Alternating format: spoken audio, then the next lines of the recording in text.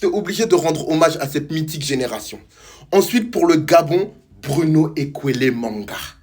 Bruno Ekwele Manga, il était comme ça, armoire à glace. Armoire à glace. Franchement, il était imperturbable. Très bon de la tête, bon dans le timing, un vrai leadership. Pour l'Algérie, je vais mettre Majid Bouguera. Majid Bouguera, vraiment. Tu sais quoi, je vais le mettre parce que c'est le genre de gars qu'on aime trop sous-estimer. Tu vois, genre, on voit son allure, on se dit, mais ce gars-là, il est pas technique.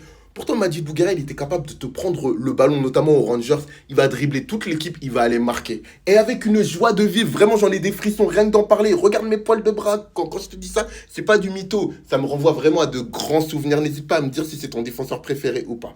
Pour le Cameroun, forcément, Rigobert Song. Rigobert Song, je vous jure que quand il était en forme, quand il était face aux grands, c'était capable de devenir le meilleur défenseur du monde l'espace d'un instant. Et puis il avait un charisme tel, franchement, le brassard, j'avais l'impression qu'il était fait pour lui.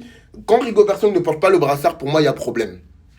Pour la Côte d'Ivoire, franchement, j'ai envie de mettre Kolo Touré. La réponse même logique, c'est Kolo Touré. Mais moi, je vais te dire Eric Bailly. Parce que Eric Bailly, je vous jure que quand Eric Bailly, il était bon dans sa tête et bon dans ses pieds, vraiment, c'était l'un des tout meilleurs défenseurs du monde. Il avait une élégance pour pouvoir éliminer même. Il pouvait même s'amuser ballon au pied. Au lieu de venir de dégager ça, il venait, il driblait même l'attaquant, tac, tac, posture, bim, bam, boum. Vraiment, Eric Bailly, oh, oh, oh, un truc de fou. Pour la Suisse, pour moi, forcément, c'est Patrick Muller. Alors, je sais que Patrick Muller, c'est pas le meilleur sur le papier, mais je vous jure, on avait l'impression que c'était un médecin. Tu sais, genre, il était propre, il était calme, il était solide, il était, je sais pas, tu vois, il avait une allure. Et franchement, j'aimais trop son calme et sa sagesse.